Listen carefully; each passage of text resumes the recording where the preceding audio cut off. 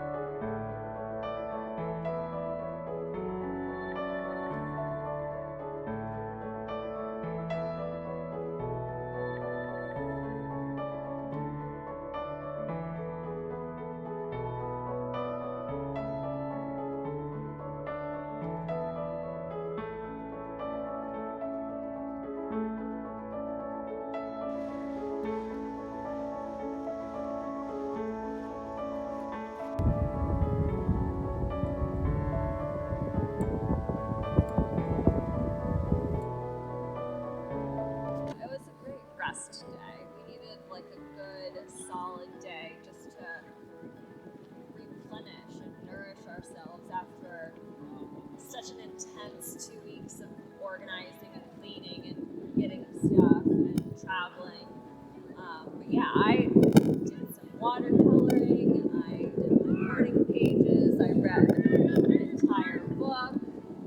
I did some yoga stretches. I mean, it was pretty incredible. And the weather has just been so spot on. The rain was really, really welcomed because it kind of gave us an excuse to stay and rest versus having a beautiful sunshiny day and feeling like we would be missing out if we weren't soaking up the sun. But then the rain went away and the sun came out in the afternoon. It was just absolutely glorious. I'm really starting to see and remember why we were doing this trip, because I kind of lost sight of it there for a little while we were working so diligently.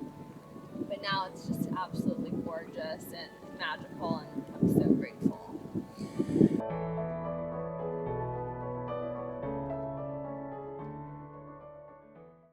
Yeah, I mean, here we are. We're finally on the trip. We're on a beach. Beautiful, beautiful weather. But with that storm, now the day, it's like 77 degrees is the high. It's about to start being 50s in the low. So it's just that perfect temperature, super dry, has that cool, kind of refreshing feel to it. So that's fantastic. That Thursday getting out was a pretty awesome day, because those were like the last touches and things that were on the list that really mark being able to christen a boat and to take off on this venture and doing it right. we, because of the delays, the one positive side of it is we ordered some decals for the boat, so we were actually able to put the name on the boat. I was probably going to use some painter's tape or something because I just think you have to have the name on a boat before a voyage like this for sure. I feel like it'd be bad luck otherwise. But so we were able to get some decals turned around in a day's time and put those bad boys on. We got stickers made, registration stickers, so specialized numbers for our registration, and we put it on. We got our Louisiana flag up. And then we were able to crack a bottle on the front and say a toast and a cheers for a send-off. So it was a pretty cool day. Yeah. It was a lot to squeeze in to get out of here. Yeah. But that was pretty special, and I think we sent it off right and sent it off from the marina after quite some time. And it was great to kind of make it like a ceremony and actually cherish a moment versus just like, okay, we're hitting the river, it's time to go. Like we had to stop and take a moment. It was really great. So yeah, it was a good send-off for sure. And I think we'd be remiss if we didn't talk about the experience at the marina and all of the people that we met. Just how fabulous everyone was. So Sue and Kurt and their daughter May gave us a wonderful parting gift. They said that they were so inspired by us, which was really, really touching. I mean, that's another reason why we're wanting to share our experience, because coronavirus has been so limiting to what people can do right now. So hopefully people can live vicariously through us. And so they gave us some homemade mango salsa chips, and she saw that I love margaritas, so she bought us a whole thing of margaritas, which is just insane, amazing. And then you have Deb and Gary, who are right next to us. They let us use this ionizer to help freshen up the boat. Just so kind, and just really wonderful. And then we had Luann, who was just a few boats down. She let us borrow her car, and we even hung out in her houseboat one day when we were running errands. Oh, when they pulled the boat out of the water. First, like we'd only been there 2 days, hadn't slept at all. They had to pull the boat back out of the water to change the transmission out. And so she'd literally just seen us for 30 minutes and offered up her boat for us to sit on, leave our gear for the day while we did some items, and then to hang out for a little bit while the boat was still being serviced. So thank you for that, Luann. That was very, very kind of you, and we won't ever forget that. We appreciate it a lot. Absolutely. And then you had John and Jane. So John and Jane were directly next to us. Yes. And he gave me some great pointers with regards to how to navigate the locks and a couple of marinas and restaurant bars to check out as we head south downriver. Even some apps to put on our phone, so that way we could check out.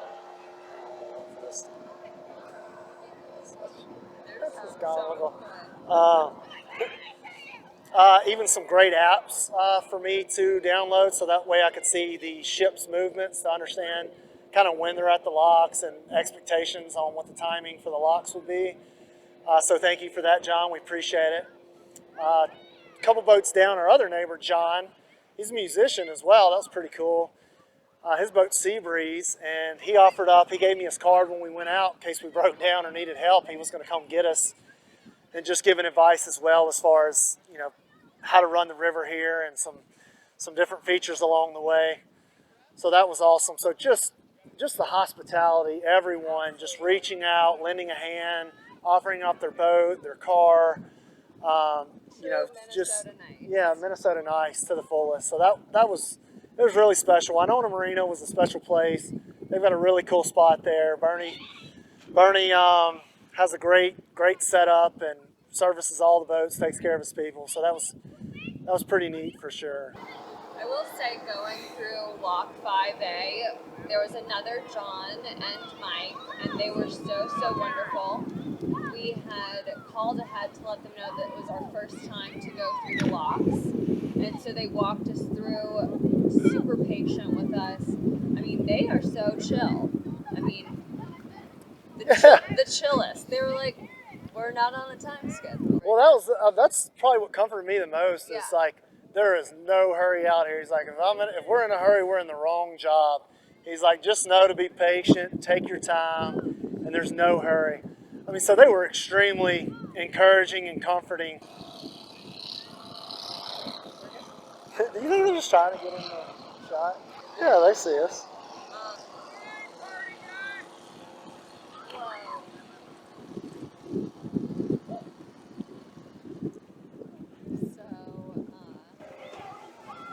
I love, like, look how many labs. Everybody has a lab. I gotta say, while we're over here, it's a little irritating, but at the same time, it's really neat to watch. It's like so I knew when we pulled up, but it was to do with our timing. The beach we're at right here has a rope swing and a pretty cool tree, and so I knew this was going to be the locals' beach, and we were going to get all kind of company. It's a Saturday, so it timed out to where we're kind of in their space. And sure enough, there's all these 15 and 16-year-olds that have just been bombarding us and driving around and pulling right up on the boat, dropping people off, picking up more people. It reminds me of me as a kid on the Washita, so it's really fun to see that there's still all these kids doing this, running boats, dropping friends off. What's even funnier, though, they've all got these little John boats with these 15 horsepower motors. They're all camo boats. They all have their labs. You can tell they all hunt this river. This is definitely their stomping grounds. And we're right in the middle. Yeah, we're right in the middle of their stomping grounds. And then what's even neater is I just saw one of the boats has a ProDrive motor on it, which is what I have on my mud boat. And ProDrive's down in Houma, Louisiana. And so you've got Louisiana Motors up here running these boats. So that's kind of cool to see as well. But it's been, I mean, they're nonstop, just running it wide open. Yeah, and they're going to the very top of the tree and jumping off the top. Oh yeah, there's that tall until you're up on it, but this is definitely their home. And I told Bradley this morning, I was like, we've got to do the rope swing. Typically, I'm like, oh, I don't know about doing that, but I was like, we're on vacation. I'm on vacation. If we are on vacation, then you have to do the rope swing. So it's kind of like making us be kids again and kind of learn to play, which a lot of times as adults, I kind of just don't let myself do that. So it's really, really fun to kind of just put our inhibitions to the wind and really lean into having fun and play. Well, yeah, it's like if we're going to be on this beach with this rope swing right next to us with 100 people driving up and doing it, it's like there's no way we can stay on this beach and not do the rope swing. Yeah. It's like we got to do the rope swing.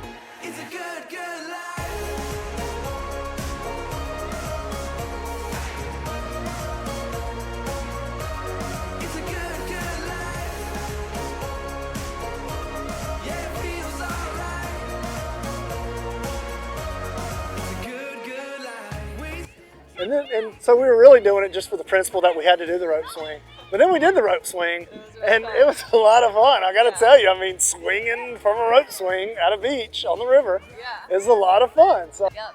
So now it's time. We're going to head down to La Crosse, and we're going to have a little date night. Well, we're hoping. We don't know anything. Every marina we've called, we never get in touch with them. So we're hoping to go to Pettibone Boat and Yacht Club in La Crosse. Everyone said it's right on the river. They've got a cool little restaurant and bar. Hopefully we can moor or stay the night. Hopefully they have a slip. We can stay the night there. At the very least, get some fuel, pump out, and gear up for our next leg. So that's the next stop. We got to go through another lock and then hopefully catch the marina while they're still there. Yep. Let's do it. Let's do it.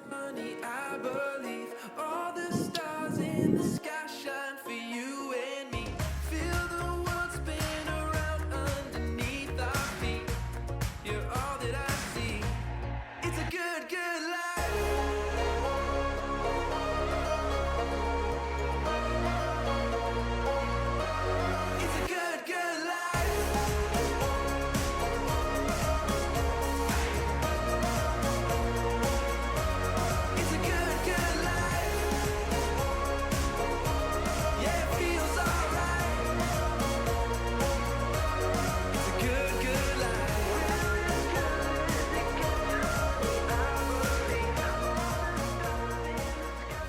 pulled out in heavy wind with a bunch of little kids running around us.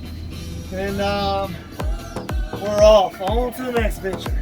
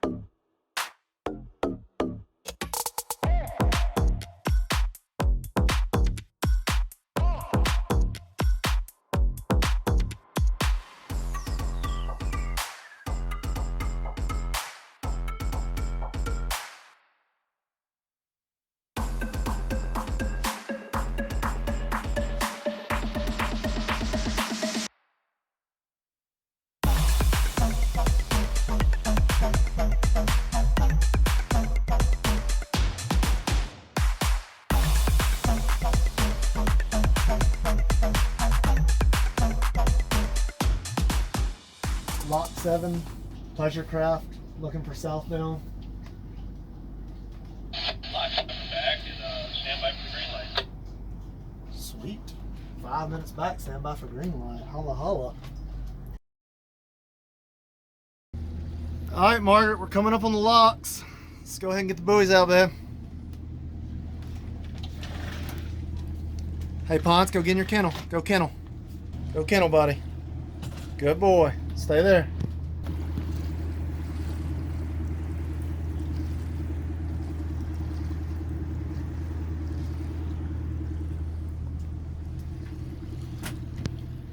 Safety first, y'all.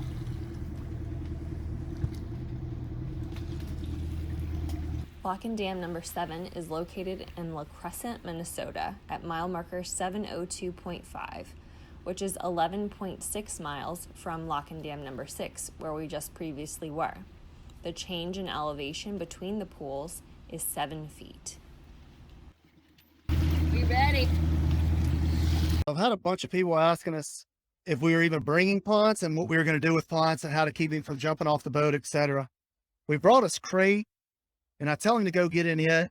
Usually I'd never let him cheat. He's been cheating a little bit when we do this process. I think he just gets nervous and likes to be able to see me. But at any event, he does not move from this spot. So he's been really fantastic when we come up on these locks. He stays right here in this spot until I tell him otherwise. So it's been really helpful as far as keeping him safe and secure when going through these locks. Our first chalk work. I'm on vacation, Bradley and Margaret. Holding tight. Look at the water line, y'all, how much it's dropping. It's probably like 4 to 5 feet at least.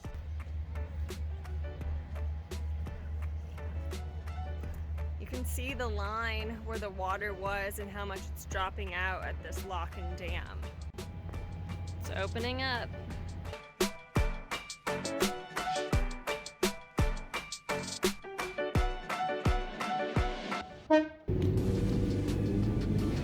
Thank you. That was lock 7. How many more do we have to go? I think they're 29 just on the Mississippi. So that was lock 7. There's 29 on the Mississippi. We've been through 2. We had 25, so we've got 23 left to go. Did I do my math right? I hope so. Just got through lock 7. I put Ponce, told him to get to his kennel, but he's been cheating a little bit. But either way, he stays in the exact spot right here. That's a good Hey, puppy. buddy. Stays out of the way. He's nice and safe. Okay, buddy, come on. Good boy. Hey, Betty. Good boy, good boy, good boy, buddy. Good boy. Will we fit? Is this turning into maybe a near-death experience? Possibly. Does this add to the adventure? Absolutely.